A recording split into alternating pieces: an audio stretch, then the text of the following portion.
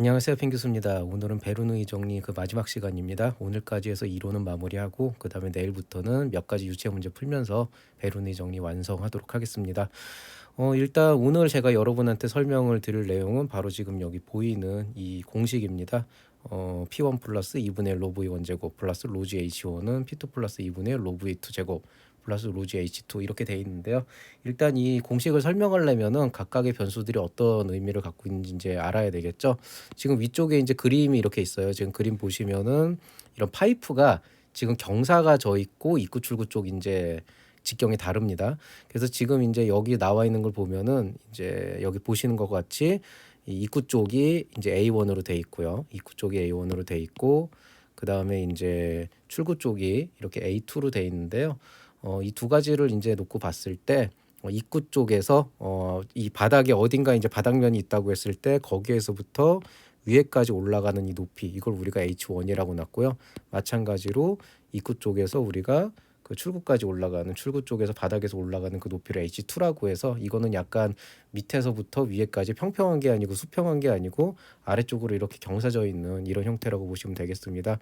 그 안에서 이제 입구 쪽에서 들어가는 압력 P1이 있고 속도 V1이 있고 단면적은 A1이라 그랬는데 실제 공식에서 쓰이지 않고요. 그 다음에 이제 높이 H1, 그 다음에 마찬가지로 출구 쪽을 2라고 했을 때 A2, V2, P2가 이렇게 잡혀 있습니다. 이런 상황에서 어떤 유체가 그 초기 이제 압력 P1과 V1, 속도 V1, 그 다음에 높이 H1에서 단면적 A1인 이런 이제 공간을 지나갈 때 그래서 그게 A2라는 이 출구 쪽으로 나갔을 때 이런 공식이 성립한다라고 볼 수가 있는데요. 이거를 조금 더 정확하게 표현을 하면은 P1이라는 건 압력을 얘기했는데 이건 정확하게는 그 입구 쪽에서 그 유체를 밀어내는 힘 이걸 이제 이해하시면 되겠고요. 그 다음에 이 2분의 로브 2 원제곱이라고 하는 거는 그 움직이는 그 유체 자체 에너지라고 이제 보시면 되겠습니다. 그 다음에 이제 로 GH1이라고 하는 건 높은 곳에서 낮은 곳으로 가면 당연히 무게가 들어가잖아요. 그 중력의 영향이라고 보시면 되겠어요. 그래서 이 세 가지를 통해서 베르노이 정리가 이제 완벽하게 정리가 되는데 요거를 이제 조금 구체적으로 지금부터 알아보도록 하겠습니다. 지금 제가 저번 시간에 얘기했던 베르노이 원리의 가장 기본은 뭐예요? V1A 1은 V2A2다. 요거를 이제 제가 조금 다시 한번 설명을 드리면은요. 어떤 유체가 비압축성, 압축이 되지 않는 어떤 유체가 단면적 A1인 곳에서 속도 V1으로 들어간다. 그리고 빠져나가는 곳이 단면적 A2의 속도 V2로 빠져나간다. 그리고 이 사이에서 어떤 걸림이나 뭐 특별한 어떤 저항이나 이런 것이 없는 아주 이상적인 상황이라고 하면은 이 사이의 경로가 어떤 식으로 구성이 되어 있든지 간에 들어가는 놈은 무조건 나온 놈이랑 같을 수밖에 없다. 그래서 A1은 A1 곱하기 V1은 A2 곱하기 V2다. 이런 식으로 이제 정리가 된다고 제가 말씀을 드렸었죠. 요게 이제 우리가 저번 시간까지 얘기를 했던 거다라고 한다 그러면 사실 제가 여기 지금 표현했던 그 이 앞쪽에서 지금 보여드리고 있는 이 공식도 실제로는 들어가는 놈 이꼴 나가는 놈 이렇게 정의가 되는 거예요. 다만 이제 이게 어떻게 정의가 되는지 조금 더 구체적으로 우리가 이제 알아볼 필요가 있는데요. 요걸 한번 이런 식으로 생각을 해봅시다. 자, 어떤 공간이 있어요. 이게 뭐 파이프일 수도 있고 뭐일 수도 있는데 이런 파이프가 있다 그랬을 때 이 안에 어떤 유체가 어떤 그 모르겠어요. 뭐 어떤 덩어리 유체가 물이라고 할 수도 있고 물이라고 하는 유체가 이 안으로 들어간다고 생각을 해봅시다. 그럼 통상적으로 이렇게 통로를 지나가는 물 같은 경우에는 크게 이제 세 가지 에너지가 작용을 하게 돼 있는데 첫 번째는 얘가 지금 이렇게 돼 있는 게 아니고 약간 이렇게 경사져 있다 그러면은 일단 기본적으로 그냥 우리가 물을 위에서 이렇게 뚝 떨어뜨리면 아래로 이렇게 쭉 떨어질 거 아니에요. 그러니까 중력이라고 하는 게 분명히 작용을 합니다. 그래서 이 중력 에너지에 의해서 물이 흐르는 게 하나가 있고요. 그 다음에 또 하나는 처음에 물을 흐를 때 내가 여기서 정지 상태에서 이렇게 쪼로록 따라버릴 수도 있지만은 실제로 물을 딱 던질 때 이쪽으로 확 이렇게 집어넣을 수도 있잖아요. 그러니까 이 물이 원래부터 흐르고 있는 상태였다고 한다면 뭐 예를 들어서 어떤 물은 초속 1m로 흐를 수도 있고 어떤 물은 초속 5m로 흐를 수가 있다 그러면 당연히 초속 5m로 흐르는 물이 훨씬 더 이 안에 많은 에너지를 갖고 들어가겠죠. 그 바로 운동 에너지에 대한 역할이 하나가 있고요. 그 다음에 또 하나는 그냥 내가 이거를 밀어내는 힘이 또 있을 거예요. 그냥 이 물을 무슨 펌프나 이런 걸로 막 그냥 밀어내는 거죠. 그러니까 속도 말고 그냥 힘 얼마로 이제 밀어내는 그런 그 힘에 의한 어떤 에너지 이거를 제가 힘 에너지라고 얘기하는데 사실 이걸 우리가 보통 일이라고 얘기를 하거든요. 요렇게 이제 세 가지가 합쳐지면은 이 세 가지 에너지가 합쳐져서 이 물이라고 하는 게 이 입구로 들어갈 수가 있는 거죠. 그리고 이 에너지가 지속적으로 보존이 되면서 출구까지 이어지게 된다. 이게 이제 베르누이 원리의 기본 원리가 돼요. 그래서 사실 여러분이 베르누이 원리다라고 하게 되면은 이제 처음에 운동학적 측면에서 그냥 들어가는 놈일 걸 나가는 놈이다 이렇게 얘기를 하게 되면 그건 그냥 그 물의 어떤 특징, 그냥 들어가는 만큼 나간다 그런 개념이라고 한다 그러면 지금 이제 베르누이 원리를 설명하는 거는 사실은 정확하게 얘기하면은 에너지 보존 법칙이다 이렇게 보시면 됩니다. 그러면 이 에너지 보존 법칙이라고 하는 거는 원래는 어떻게 나올까요? 여기 지금 오타가 났는데 제가 지울게요. 에너지 보존 법칙이라고 하는 거는 어떻게 돼요? 자, 아까 이제 중력 에너지 얘기했죠. 중력 에너지는 어떻게 되죠? mgh죠. 질량과 그다음에 중력 가속도와 그다음에 높이 이렇게 돼 있죠. 그다음에 여기에 운동 에너지는 어떻게 돼요? 2분의 1 mv 제곱 어떻게 됩니까? 질량과 속도가 있으면은 그 속도가 가진 운동 에너지는 2분의 1 mv 제곱이다. 사실 여러분이 이 유체역학을 할 때 제일 힘들어하는 것 중에 하나가 동력학까지는 그래도 고등학교 때 배웠던 무슨 뭐 역학적 에너지 보존 법칙이네 뭐네 해가지고 많이 배우는데 이 유체역학 쪽으로 넘어가면 이게 연속된 어떤 하나의 그 플로우를 그리는 거다 보니까 그 이거를 완전히 다른 종류의 학문으로 생각하실 수가 있어요. 근데 결국에는 우리가 어떤 그 유체가 흐른다라고 하는 거는 그 유체를 구성하고 있는 각각의 분자들이 모여서 하나의 덩어리를 만들어서 흐른다는 거기 때문에 실제로는 역학적 에너지 기본 법칙을 철저하게 따릅니다. 그래서 여러분이 사실은 유체역학을 제대로 이해하려면은 어떻게 보면은 우리가 흔히 알고 있는 동력학이나 아니면 정력학적 원리들을 조금 더 구체적으로 이해를 해야지 사실은 이게 유체로 이어질 수가 있어요.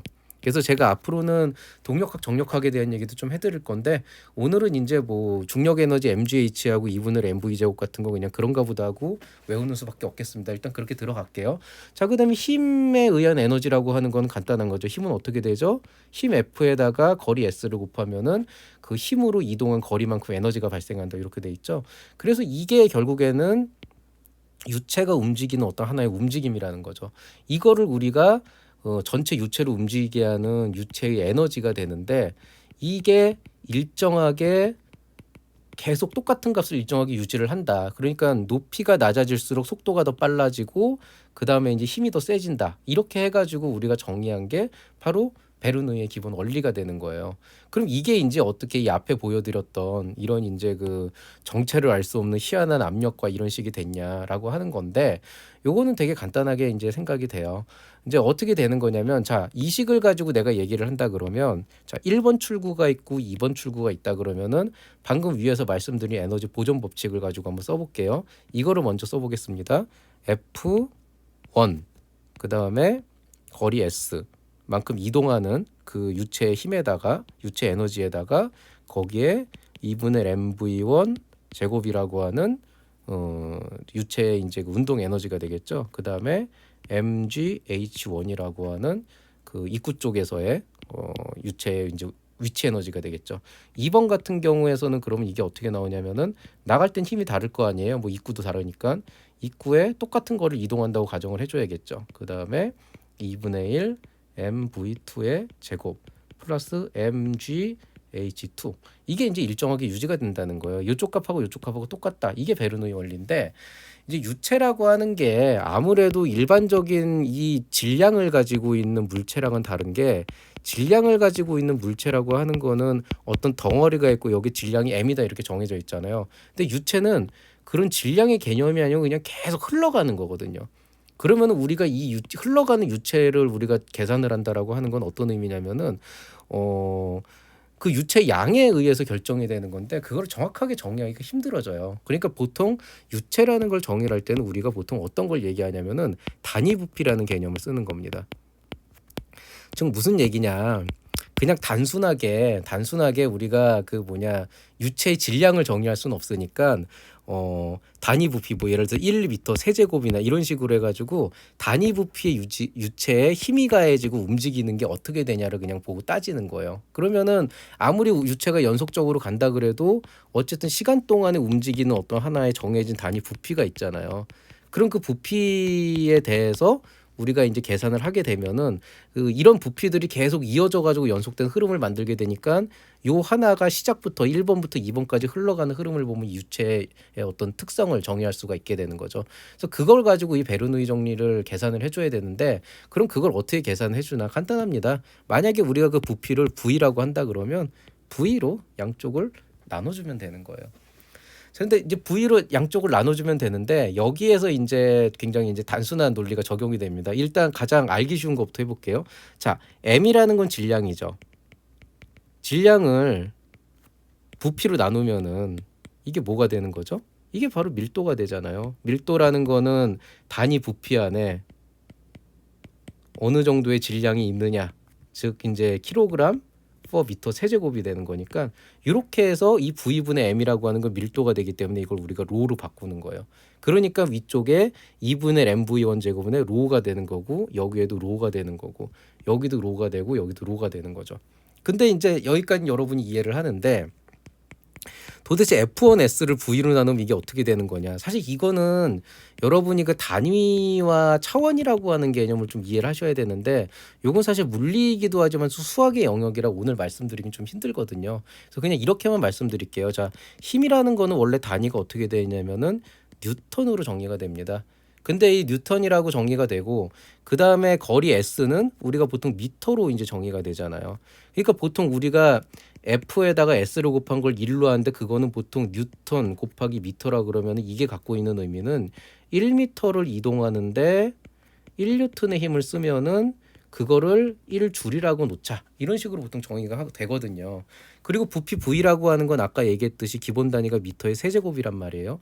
그럼 이제 어떻게 되는 거냐면 F 곱하기 S라고 하는 건 어떻게 되는 거냐면 뉴턴 미터에다가 미터 세제곱이 되니까 이게 뉴턴 나누기 미터 제곱이 되죠. 그럼 이게 뭐예요? 이게 면적이잖아요. 제곱미터니까. 단위 면적당 가해지는 힘이니까 그게 뭐가 됩니까? 바로 압력이 되는 거죠. 그래서 F1 곱하기 S는 여기에다가 이제 우리가 V로 나눠준다. 이렇게 되게 되면 이게 압력 P가 되는 겁니다. 근데 이 개념이 사실은 조금 잡기가 어려워지는데 이걸 이렇게 생각하시면 돼요. 아까 얘기했듯이 유체를 계산할 때는 너무 복잡하게 생각할 필요가 없는 게 결국에는 연속된 계속 어떤 하나의 흐름을 가지고 있는 유체에서 어떤 정해진 양만큼의 부피를 꺼내서 쓴다고 했잖아요. 그럼 우리가 이 유체가 1m 동안 이동하는 동안에 걸리는 힘을 우리가 이렇게 곱했다라고 한다 그러면 결국에는 이 1m 동안에 이동하는 거리라고 하는 거는 이 단위 면적의 기준에서 봤을 때는 이 1m 동안 이동을 하면서 이 면적에 가해지는 힘이 된다는 거죠. 그래서 압력이 되는 거예요. 이게 개념상으로 조금 힘든데 사실은 유체역학이 힘들어지는 이유 중에 하나가 조금 이렇게 어느 시점에 막 이론 얘기가 나왔다가 그 이론이 수식으로 바뀌었다가 그게 바로 현상으로 이어지기 때문에 좀 이게 조금 개념 잡기가 힘들어지는데 어쨌든 이런 원리 때문에 보통 우리가 힘에다가 거리를 곱한 걸 부피로 바꾸게 되면은 이게 압력이 되는 즉 뉴턴 퍼 미터 제곱이라는 개념이 되는 이런 게 됩니다. 근데 여기에 대해서는 제가 나중에 차원 얘기를 할 때 한번 설명을 다시 한번 드릴게요. 그래서 이렇게 이제 정의가 되면은 이제 최종적으로 정의가 된 게 여기 있는 이 식이 됩니다. 말 그대로 P1 압력에다가 2분의 1 로브 이온. 이거 다시 한번 그려줄게요. 2분의 1 로브 이온. 그래서 이제 다시 할게요. 자, P1에다가 2분의 1 로브 이온 운동 에너지, 그 다음에 위치 에너지, 그 다음에 출구 쪽의 압력, 그 다음에 2분의 1 로브 E2 제곱, 그 다음에 위치 에너지 로 GH2 이런 식으로 됩니다. 이렇게 해가지고 베르누이 원리는 사실은 어떻게 보면은 그냥 일반적으로 우리가 동력학이나 정력학에서 배웠던 역학적 에너지 보존 법칙을 유체로 바꾼 건데 유체 같은 경우에는 어떤 정해진 매스가 있는 어떤 형태가 아니고 이제 계속 연속적으로 흐름이 있는 그런 이제 덩어리다 보니까 요거를 단위 부피 1 세제곱 1 입방메타 1 세제곱미터 정도로 쪼개가지고 거기에 대해서 이제 정의를 한 거라고 보시면 되겠습니다. 근데 그러면은 조금 이상한 거는 제가 처음에 얘기했던 유체역학 얘기할 때 얘기했던 베르누이 원리 얘기했던 속도 V1 곱하기 단면적 A1은 V2 곱하기 A2다라고 돼 있는데 여기 지금 A1, A2가 어디 들어가 있냐라고 얘기를 하게 되면은 여기 지금 이 압력하고 그 다음에 이 밀도를 얘기하는 과정에 A1, A2가 다 합산이 되게 돼 있어요. 그래서 보통 여러분이 이제 생각하는 거는 베르누이 원리를 이행하는 가장 좋은 방법은 다시 한번 말씀드리지만은 이건 결국에는 에너지 보존 법칙이다라고 보시면은 가장 이제 확실한 이해가 되겠고요. 다만 이제 에너지 보존이라고 하는 게 입구 쪽과 출구를 가는 그 모든 과정에서 에너지가 보존된다라고 하는 거는 사실은 운동량이 보존된다는 의미가 되기도 하고, 그 다음에 어떤 그 운동의 어떤 그 이제 역학적 측면에서도 이게 보존이 된다는 그런 의미가 되기도 하거든요. 이거를 어떤 수식을 가지고 운동량을 가지고 우리가 얘기를 하게 되면은 V1 A1은 V2 A2다라고 하는 이런 식이 나오게 되는 거고, 에너지 보존으로 얘기하면 이런 식이 되는 거고요. 이걸 이제 조금 더 세분화시켜서 시간당으로 쪼개버리면 이게 속도와 가속도 개념으로 설명이 되거든요. 그럼 이제 그게 이제 나베스톡스 이퀘이션으로 넘어가게 되는 거예요. 근데 일단은 여러분이 처음에 베르누이 원리를 풀 때는 이제 여태까지 얘기했던 걸 모두 다 잊어버린다라고 하면은 그냥 에너지 보존 법칙이다. 들어가는 에너지 이꼴 나가는 에너지다. 유체가 어쨌든 에너지를 갖고 들어가면 나갈 때 그만큼의 에너지를 갖고 나가야 되는 거잖아요. 그러니까 그만큼의 에너지를 갖고 나가야 똑같은 양이 나갈 수가 있는 거기 때문에 그런 개념을 이해를 하시면 되고, 다음 시간에는 딱 요 정도 개념만 가지고 제가 이제 실제 문제로 풀 때 이 공식을 어떻게 활용을 하는지 그걸 한번 말씀드리도록 하겠습니다. 저 오늘 강의는 여기서 마치도록 하겠습니다. 조금 어려운 개념이었는데 이해하기 어려우시면 굳이 무리해서 이해하시려고 하지 말고, 아 이게 그냥 에너지 보존 법칙이구나 그렇게 이해하시면 되고요. 다음에 제가 이제 차원에 대한 설명을 수학적 관점에서 조금 얘기를 해드릴 때 그거랑 같이 연동을 시키면 좀 더 이해가 빠를 겁니다. 그리고 나서 이제 문제를 풀면서 이 베르누이 원리에 대한 개념을 한번 더 익혀보시기 바랍니다. 자, 오늘 여기서 마치도록 하고요. 모두들 수고하셨습니다. 감사합니다.